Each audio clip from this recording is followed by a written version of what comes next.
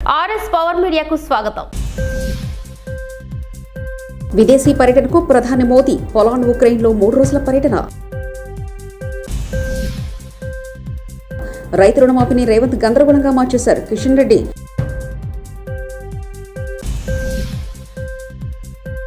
రైతుల కోసం పోరాటం చేయడానికి బీఆర్ఎస్ సిద్ధం కేటీఆర్.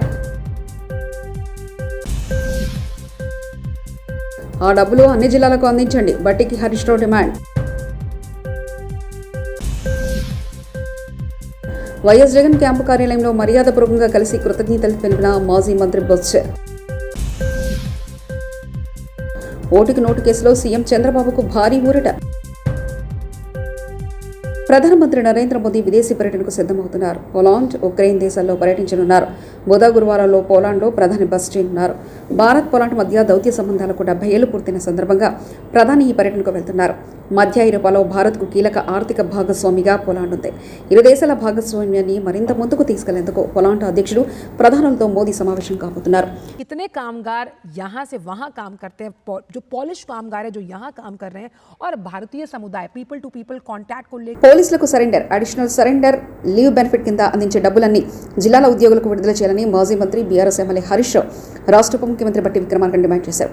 ఆ నిధులను కొన్ని జిల్లాలకే విడుదల చేయడం అన్యాయమని పేర్కొన్నారు. ఈ మేరకు ఆయన తన అధికారిక ఎక్స్ అకౌంట్లో ఓ పోస్ట్ చేశారు.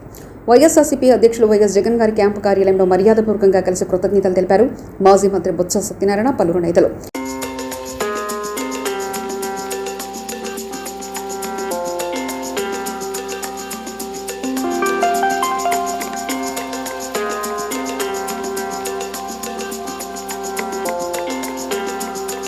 ఎన్నికలకు ముందు మాదే అధికారం అంటూ అత్యుత్సాహం ప్రదర్శించిన వైసీపీ నాయకుల ఆచూకీ కనబడడం లేదట. రాష్ట్ర వ్యాప్తంగా ఇదే పరిస్థితి ఉందన్న చర్చ జరుగుతుంది. కనీసం కార్యకర్తలకు సైతం అందుబాటులో లేరట. తమ ఇబ్బందులు చెప్పుకోవడానికి సైతం నాయకులు అందుబాటులో ఉండడం లేదని కార్యకర్తలు ఆవేదన వ్యక్తం చేస్తున్నారు. అధికారంలో ఉన్నప్పుడు ఇష్టారాజ్యంగా వ్యవహరించిన నాయకులు ప్రస్తుతం పార్టీకి దూరంగా ఉండడంతో పాటు తమ ముఖ్య అనుచరులకు టచ్లో లేకుండా పోయారట. కొందరు సీనియర్ నేతలైతే నియోజకవర్గంలోనే లేరట. మాజీ మంత్రులు, మాజీ ఎమ్మెల్యేలు సైతం ఎక్కడ ఉంటున్నారో సొంత పార్టీ నేతలకే తెలియని పరిస్థితి నెలకొందన్న ప్రచారం జరుగుతుంది. ఓటుకు నోటు కేసులో ఏపీ ముఖ్యమంత్రి చంద్రబాబు నాయుడుకి భారీ ఊరట లభించింది. ఓటుకు నోటు కేసులో చంద్రబాబును నిందితుడిగా చేర్చాలని, కేసు దర్యాప్తును సీబీఐకి అప్పగించాలని వైసీపీ నేత ఆల రామకృష్ణారెడ్డి వేసిన 2 పిటిషన్లు ధర్మాసనం డిస్మిస్ చేసింది. రాజకీయ కక్ష సాధింపులకు న్యాయస్థానాన్ని వేదికగా చేర్చుకోదంటూ పిటిషనర్ రామకృష్ణారెడ్డిని జస్టిస్ సురేందర్ ధర్మాసనం మందలించింది. ఈ మేరకు ఏపీ హైకోర్టు నుంచి ఇచ్చిన తీర్పును సమర్థిస్తూ అత్యున్నత న్యాయస్థానం తాజాగా తీర్పు వెలువరించింది. ఇవాల్టి నుంచి బీజేపీ సభ్యత్వ నమోదు ఉత్సవ కార్యక్రమం ప్రతిష్టాత్మకంగా చేపట్టనుంది. దీనిలో భాగంగానే సికింద్రాబాద్ క్లాసిక్ గార్డెన్లో బీజేపీ సభ్యత్వ నమోదు కార్యక్రమం ప్రారంభమైంది. ఈ కార్యక్రమానికి తెలంగాణ బీజేపీ చీఫ్ కిషన్ రెడ్డి ప్రారంభించారు. ఈ కార్యక్రమానికి ముఖ్య అతిథిగా శ్రీమతి విజయ రహత్కర్ హాజరవగా అభయ్ పాటిల్, చంద్రశేఖర్ తివారీ, ఎంపీలు లక్ష్మణ్, ఈటల రాజేందర్, ఎమ్మెల్యేలు, ఇతర నేతలు పాల్గొన్నారు. ఈ సందర్భంగా కిషన్ రెడ్డి మాట్లాడుతూ కాంగ్రెస్ ప్రభుత్వంపై ఘాటు వ్యాఖ్యలు చేశారు. ఒక గ్రామంలో కూడా పూర్తి రుణమాఫీ కాలేదని కిషన్ రెడ్డి ఫైర్ అయ్యారు. ఈ సందర్భంగా సీఎం రేవంత్ రెడ్డిపై సైతం కిషన్ రెడ్డి విమర్శలు గుప్పించారు. కేసీఆర్ పద్ధతిలోనే ప్రస్తుత సీఎం రేవంత్ రెడ్డి పాలన సాగిస్తున్నారని విమర్శించారు. ఈరోజు మహిళా మోర్చా యువతలు కూడా ఈరోజు ఎస్టీ మోర్చా, అన్ని మోర్చాలు కూడా ఉద్యమాలు చేస్తూ ఉన్నాయి. మన పార్టీలో రైతాంగ సమస్యల మీద పోరాటాలు చేస్తున్న విషయాన్ని కూడా ఈ సందర్భంగా మనం చూస్తూ ఉన్నాం. కాబట్టి ఒక దిక్కు సభ్యత సేకరణ చేస్తూ ఈ యొక్క ప్రజా సమస్యల మీద కూడా మనం ముందుకు వెళ్లాల్సినటువంటి అవసరం ఉంది. అంతేకాకుండా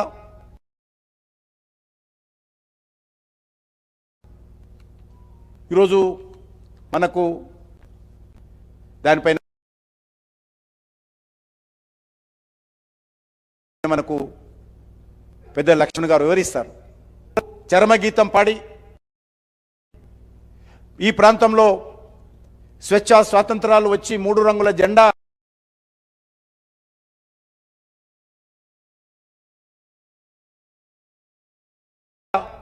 ఎగిరినటువంటి సంవత్సరాలు పూర్తవుతుంది. ఈ హైదరాబాద్ రుణమాఫీ కోసం ఆందోళన చేస్తున్న రైతులపై కాంగ్రెస్ ప్రభుత్వం కేసులు నమోదు చేస్తుందని బీఆర్ఎస్ వర్కింగ్ ప్రెసిడెంట్ కేటీఆర్ మండిపడ్డారు. బుధవారం ఆయన మీడియాతో మాట్లాడారు. రుణమాఫీ జరగలేదని కాంగ్రెస్ మంత్రులే చెప్తుండడంలో వాళ్ళకి సమన్వయం లేదని ఎద్దేవా చేశారు. ముఖ్యమంత్రి రేవంత్ రెడ్డి మంత్రివర్గం చేస్తున్న మోసానికి వ్యతిరేకంగా రేపు బీఆర్ఎస్ ఆధ్వర్యంలో ధర్నా చేపడుతున్నామని, రేవంత్ రెడ్డి వ్యాఖ్యలకు నిరసనగా రేపు తెలంగాణ తల్లికి పాలాభిషేకం చేస్తున్నామని తెలిపారు. రగులుతున్న పరిస్థితి ఇట్లా కనబడుతూ ఉంది.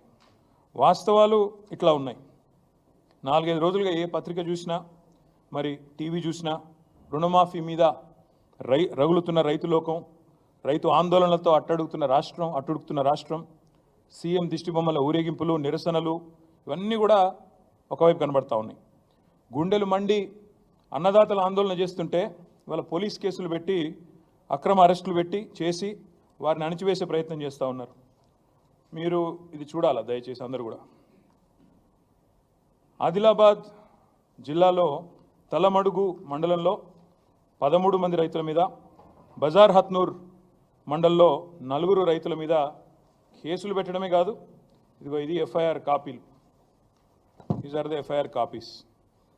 ఈ ఎఫ్ఐఆర్లు పెట్టి కేసులు పెట్టి వాళ్ళ రైతులను సాయంత్రం దాకా కూర్చోబెట్టి వాళ్ళ మీద జులుం చేసి ఈ రకంగా గంటలు వేధించి అటు ఇబ్బంది పెడుతున్నారు. ఏం సెక్షన్లు పెడుతున్నారు ఈ రైతుల మీద? రుణమాఫీ జరగలేదు అని ఆందోళన చేస్తే 7 సంవత్సరాలు శిక్ష పడే విధంగా సెక్షన్ 126, 2 సంవత్సరాలు శిక్ష పడే విధంగా సెక్షన్ 189, 1 సంవత్సరం శిక్ష పడే విధంగా 223.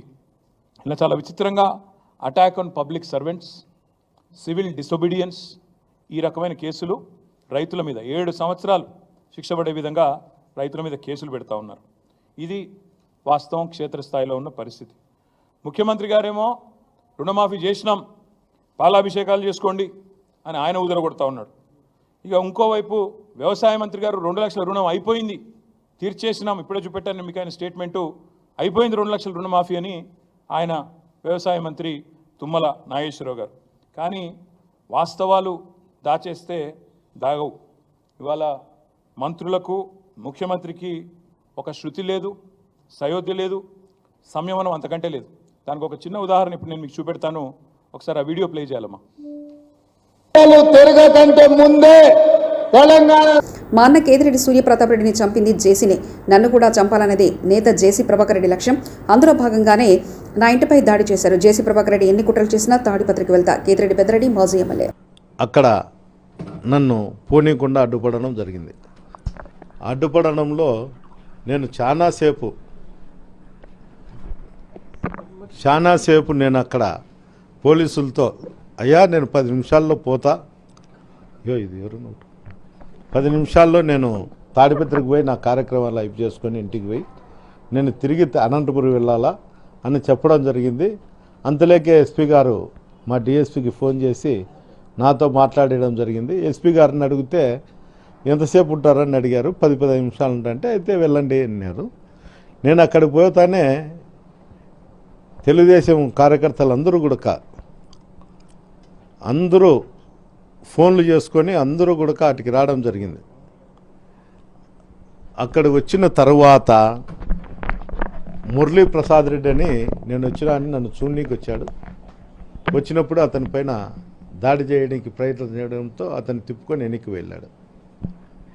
దీనికి అందరికీ కారణం ఏమంటే నేను తాడిపత్రికి వెళ్ళకూడదు అనే ఒక ఆలోచనతోనే ఈ సంఘటన జరిగింది. ముఖ్యంగా తాడిపత్రి ఎలక్షన్ సందర్భంగా జరిగిన అల్లర్ల కేసులలో చాలామంది తెలుగుదేశం నాయకులను అరెస్టు చేయకోకుండా పోవడమే ఈరోజు ఈ సంఘటనకు దారితీసింది. అంతేకాదు మటక, గ్యామ్లింగు, బంగాకు రాయలసీమ జిల్లాలలో తాడిపత్రి ప్రసిద్ధి చెందింది.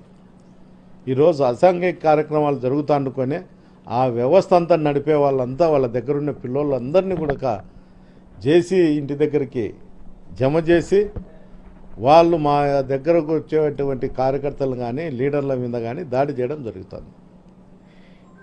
ఈ సంఘటన ఈ ప్రభుత్వం వచ్చిన తర్వాత అసాంఘిక కార్యక్రమాలు పెరిగినాయి.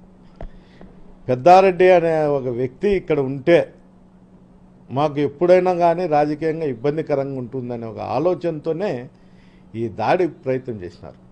గతంలో కూడా 2006లో కూడా మా సోదరుడు తాడిపత్రిలో కంటెస్ట్ చేసినప్పుడు కూడా అప్పుడు 7,000-8,000తో ఓడిపోవడం జరిగింది ఆరోగ్య కారణాల వల్ల.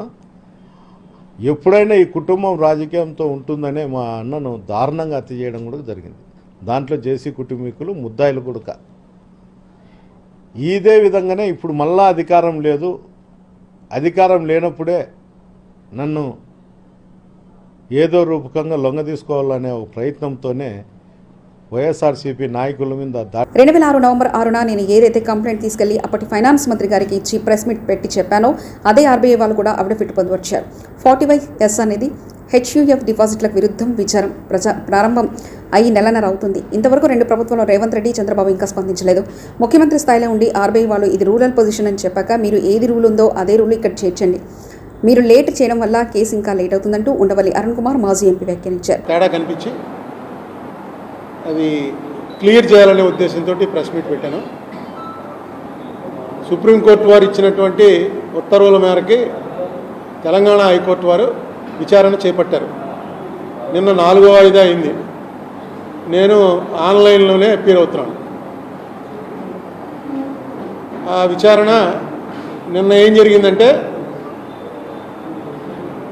మార్గదర్శి తరఫున సిద్ధార్థ లూథ్రా గారు ఢిల్లీ నుంచి ఆయన కూడా ఆన్లైన్లో వచ్చి 2 వారాలు టైం అడిగాడు.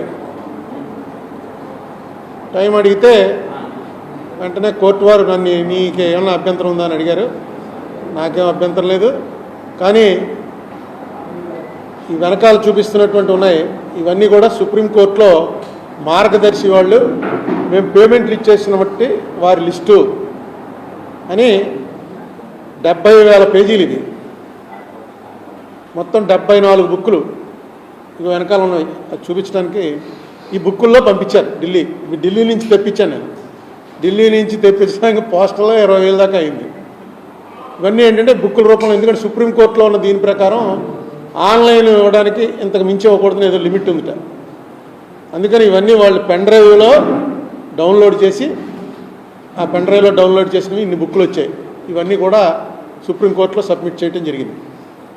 నేనేమడిగానంటే కోర్టు వారు నిన్న ఆ పెన్ డ్రైవ్ ఇప్పించండి, ఏ పెన్ డ్రైవ్ నుంచి అయితే డౌన్లోడ్ చేశారో పెన్ డ్రైవ్. ఎందుకంటే నా దగ్గరికి కంప్లైంట్లు వస్తున్నాయి.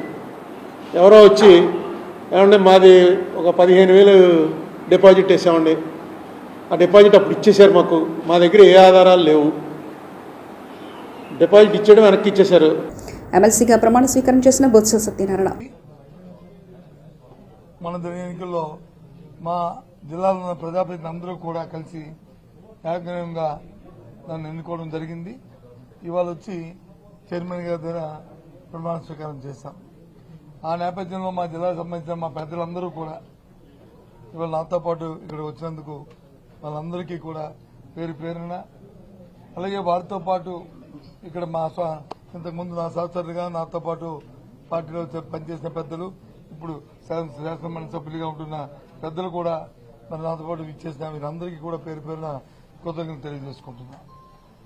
ముఖ్యంగా ఈ బాధ్యత నా మీద పెట్టిన ఇది శాసనమండలి సభ్యుడిగా ఉండాలని మరి నిర్ణయించిన పార్టీ అధ్యక్షులు జగన్మోహన్ రెడ్డి గారికి, మరి వారితో పాటు ఇక్కడున్న పెద్దలందరికీ కూడా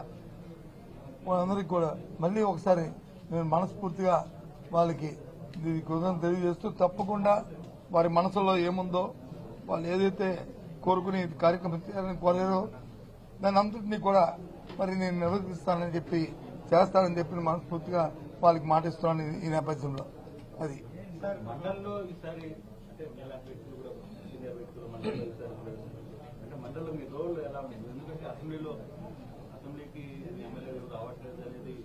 మండలిలో అసెంబ్లీకి రాలేదు, అసెంబ్లీకి వచ్చారా, మండలిలో వచ్చారా లేదా, ఇది సమస్య కాదు. ఏదైతే ప్రజల తరఫున మా పార్టీ బాధ్యతాయుతంగా ఈ అంశాలు అయితే ప్రజలకి దానివల్ల మంచి జరిగి మేలు జరుగుతుందో, ఏదైతే ప్రభుత్వాలు వచ్చి ప్రజలకు ఇచ్చిన మాటలు వాగ్దానాలు ఉన్నాయో అవి నెరవేర్చాలనేది తప్పకుండా నెరవేర్చి ప్రజలకు మేలు జరగాలనేది మా తాలూకు అభిప్రాయం. ఎవరి మీద బురద జల్లాలని, ఎవరి మీద రాయిస్తాలని, అది చూసి ఆనందించాలనేది మా అభ్యంతరం కాదు. బాధ్యతాయుతంగా ప్రజల పక్షాన ప్రజల గొంతుగా నిలబడి ఇవాళ మండలిలో మా పార్టీ తాలూకా వాడిని, మా పార్టీ అభిప్రాయాన్ని, విధానాన్ని, అలాగే ప్రజల తరఫు. విదేశీ పర్యటనకు ప్రధాని మోదీ పోలాండ్, ఉక్రెయిన్లో 3 రోజుల పర్యటన. రైతు రుణమాఫీని రేవంత్ గందరగోళంగా మార్చేశారు కిషన్ రెడ్డి.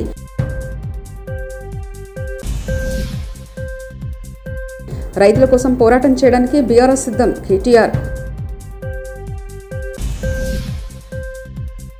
ఆ డబ్బులు అన్ని జిల్లాలకు అందించండి బట్టికి Harish Rao demand. YS Jagan camp కార్యాలయంలో మర్యాదపూర్వకంగా కలిసి కృతజ్ఞతలు తెలిపిన మాజీ మంత్రి బొత్స. ఓటుకు నోటు కేసులో సీఎం చంద్రబాబుకు భారీ ఊరట. మరిన్ని న్యూస్ కోసం చూస్తూనే ఉండండి RS పవర్ మీడియా.